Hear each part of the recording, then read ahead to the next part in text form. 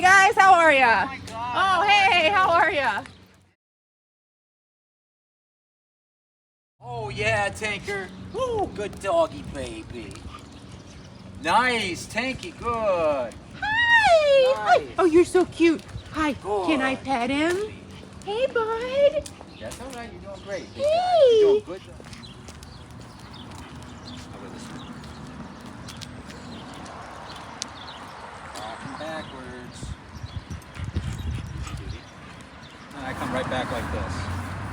Good boy. But watch this, watch this. This is where it gets interesting. Good boy. You're doing great. You're a good boy. You are a nice boy. You are a sweet boy. He's respecting this boundary right here. And then watch this. When you come around like this, wow, good boy. Okay, so just to give an understanding of how I'm operating here to keep him in position. If his nose goes past my leg, then there's a correction until he moves himself back. So he should see with his eyes the back of my leg. If he comes out like this and he can kind of see past my leg, he's way out of position. And the dog wants to come past the leg and look around so that they can scan, so that they can see things, so that they can then react to stuff. Okay? My whole thing is, he's not reacting to dogs like he is at home, like exploding at them. He knows not to. He puts his eyes on me. But his heel's pushy because he wants to do all those. He wants to be reacting. We can't let a dog who has reactivity at his level have a pushy heel. So we have to take it a little bit more seriously, meaning if we say stay behind, he stays behind. He doesn't come up and around and flirt with that boundary that we taught him, because that shows him that we're not very serious about that boundary.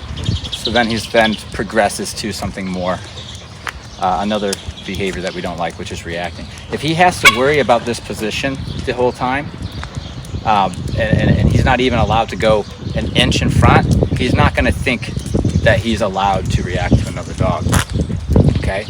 We're holding him to a high standard because his leash reactivity is so god-awfully terrible. I mean, it's just, it ruins your whole day after you have an explosion like that. So we're saying, giving him something else to think about here with the heel. It's like stay in that particular position even when I adjust my speed. It gives his brain something else to prioritize, something else to do, rather than something else to associate to, another behavior to associate the walk with, rather than just scanning, exploding, scanning, exploding. So we took away his desire to explode with me. He doesn't want to do it with me because he knows that if I'm there's going to be, he associates me with the corrections that he'll get if he explodes at a dog, so he chooses not to. Good, got that. Now I'm getting a tight heel. Look, I don't see that nose, and that's a good boy. He's keeping himself back there. Now if he's being pushy and trying to push that boundary, punishment for that until I get what I want, because that's him pushing my leadership. If I say don't go out in front of me and he's just riding that line, it means he's not taking it seriously. And if I don't take that serious, that he's pushing the boundary, then we have a dog who presumes that he's going to be able to make his own decisions. I say don't do this, he flirts with the boundary, I don't take it seriously, he doesn't see any reason to take it seriously himself. Okay? So how seriously do I take this boundary? Life and death. Right? Meaning if he keeps wanting to push it, the corrections are going to get so heavy, he's going to think that it's life or death. And because if I keep my boundaries that tight, meaning when I make a boundary, I'm willing to fight for them, he won't mess with my boundaries. Which means I have control over my dog, which means our relationship is the proper dynamic, one of him following my direction, not kind of following it and then pushing the boundary, right? We have to see that as disrespectful and we have to punish that. The thing that I'd like to cover is that I trained up Tank, how long ago? A year and a half? Yeah.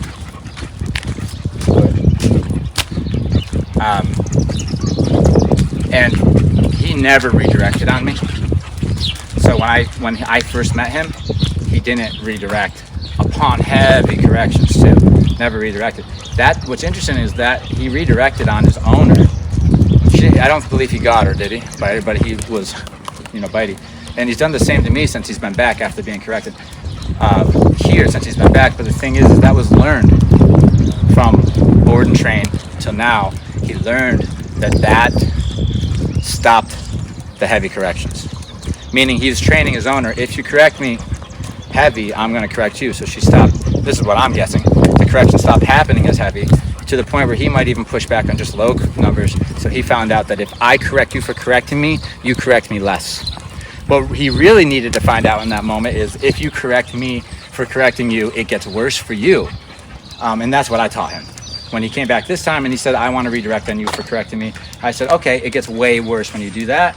Put that on repeat. He's no longer interested in correcting me. He thinks it's better to just take the correction and then get a pat on the head for being a good boy and submitting. So that's it. That's how that goes. If a dog fights back when you correct them and then that makes you nervous, makes you scared, or it makes you hesitant to correct them again, then that worked for them. That behavior is valuable and useful and productive for them, and they'll continue to use it more and more, okay? So when he got here this time and I came to correct him, which isn't just the e-collar, by the way, turn around, too much noise. It's not just the e-collar, by the way. I went to bonk him and he flipped his lips up at me and then came biting after the bonker. So he has learned since I met him when he was younger that if I bite a human or threaten to, when they go to correct me, they won't correct me as much or as often or as firm. And so therefore, it becomes a valuable learned behavior that he's now using. We can change that. I've changed it with me, I do believe. And I think that if it can be changed with me, it can be changed with somebody else. It's relationship. It's how you respond when he goes to bite you or redirect on you after you correct him. So that's why there's a muzzle on. The muzzle's on so that I can correct him as firmly as I want, and he has the option to bite me, and he'll get corrected for that. Now the bite doesn't land because it's a muzzle, but he gets a chance to bite me. I'm not trying to avoid the bite. That's the thing about him. I'm saying, you're gonna bite me? Go for it. This is what happens if you do. That's what works. Trying to avoid the bite, that makes you weak. In an animal's eye, dog to dog, he knows you're trying to avoid the bite, which means he's got you. I ain't trying to avoid the bite. I'm trying to push the bite out, talk about the bite so that you choose it no more. You don't want to choose it anymore because you realize it leads to heavier punishment. And I'm willing to correct back. If you punish me, I'm going to punish you heavier. But he also learns that if I submit, it all goes away. So if I correct you and you submit, it's over. I say, good boy, I give you a pat on the head, I tell you I'm proud of you. If you come back at me, it's going to be heavier punishment. Okay, and then a submission. So that's it. There's no secret sauce. I didn't go in his brain and move a few things around. I just showed him that it's not a valuable choice anymore. It doesn't work. It doesn't bring any benefit to him to try to bite back. It only makes the situation worse. And that's his belief system now. He believes that with me, redirecting on me will make it worse. So he has it on his mind to not redirect on me. And then I reward that. When I correct him and he takes it good, I say, good boy. When I correct him, and he takes it well, I say, good boy. That's all I'm looking for. I'm just looking to be able to correct my dog without my dog thinking that he can correct me. Okay? So, unfortunately, that's what it's about. You put a muzzle on him when you walk him. If you have to correct him for something and he comes back at you, we'll show you how to do this, of course. You'll get training. But guess what? He gets punished again. That's it. And then we try again until he stops. Just like any behavior. It's the same as any behavior that you're trying to stop, except this one's more dangerous, but we got a muzzle on. If we got a muzzle on and you can just be confident, because we'll show you techniques that work, get the job done. His teeth can't land on me. We get the job done. And then when he's in a good space, a really good space, for me, I would eventually take the muzzle off, but I wouldn't suggest that a person who's not a professional to do that. I would just make a Baskerville muzzle is how this guy takes walk. We need to gain more status than our dog. We can't have him believe that he's equal to us or above us. Not even equal, okay? Because that means an eye for an eye. If you correct him, he can correct you back. No. You're subordinate. You're underneath, right? Take your correction like a champ and be a good boy, okay? Another thing, if a dog can learn to whine or like whimper upon being corrected even lightly, because they learn that if they do that, you go less intense on them. So that's another manipulating behavior. It's usually because they are trying to get out of the situation, try to get out of the conflict. This is what I want after correction: compliance and quiet. I want you to, whatever we're arguing over, to stop doing or do, whatever it is, but I also want you just to be quiet. So I don't want to, again, we talk about the underlying rules. One of the underlying rules is that we don't want to hear noise from you unless it's appropriate, unless we've invited it, right? So I don't need to hear you complain to me. I don't need to hear you bark. I don't need to hear you whine. So if a dog's whining at you post-correction, that gets corrected. Give him the aversive for exploding at dogs if he were to. He hasn't done it this time around, but the first time he was here for training, he's gotten the taste of what it's like to. I allow him to explode through setups, and he gets corrected until he decides not to choose that anymore. I've already got that done. Now the next part's relationship. I'm expecting a certain. Look how he's not pushing me right now. He was pushing me at the beginning of our walk. I'm letting him know that I'm not okay with pushiness. If I say stay behind me and follow me, I mean stay behind me and follow me. If I catch you creeping up at all, you get punished and put back. Now, if you try and you stay back there, I'm gonna tell you you're a good boy. That's it. Now, the only thing to keep us from correcting him is if we feel bad for correcting him, or if we're afraid he's gonna correct us for correcting him. Both of those are, in my book, become relationship issues, right? Because it depends on the type of person. Some people won't feel bad for correcting him and feel that it's their job to correct him. And other people, and those same people might also not be afraid of the dog trying to come at them, but say, hey, if you come at me, this is what's going to happen. I'm going to come right back at you. So it's the temperament of the person, not only just their skill level and their experience, it's also the person's temperament. Some people do not have, they're not a biting dog, you know. Some people aren't biting dogs, you understand? And a biting dog, it takes a biting dog to stop a biting dog. You know what I mean? You can't stop him by being nice. That's just how it goes. So I just let him know that your teeth on me doesn't end well for you, and then he stops. And him stopping ends very well for him. I'm proud of him. I'm not just neutral, I'm proud of him. So it becomes very clear to him which path to choose. You gotta be careful. What you desire out of the relationship with him might be what's causing him to become, to be the worst version of himself. So what I'm saying is if what you see as what you want as a relationship is something out of a Disney film or something out of a fantasy, it will turn, it always, in our opinion, and what we see, it turns dogs into their worst version.